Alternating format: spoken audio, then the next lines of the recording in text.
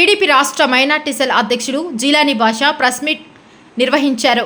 Kadapa mayor Suresh Babu పైన ఘాటుగా విమర్శించిన జీలానీ బాషా ఎమ్మెల్యే మాధవిరెడ్డిని విమర్శించే అర్హత మేయర్ సురేష్ బాబుకు లేదు.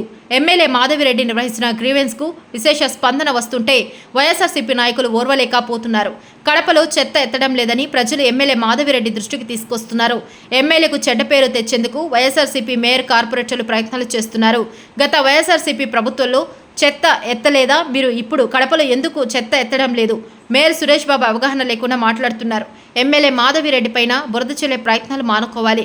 కడప కార్పొరేషన్ అభివృద్ధి చేయడంలో పూర్తిగా విఫలమయ్యారు. గత వైఎస్ఆర్సీపీ ప్రభుత్వంలో అన్ని వ్యవస్థలు సర్వనాశనం చేశారు. ప్రతి వ్యవస్థలో పందికుక్కలు తిన్నట్టు తిన్నారు.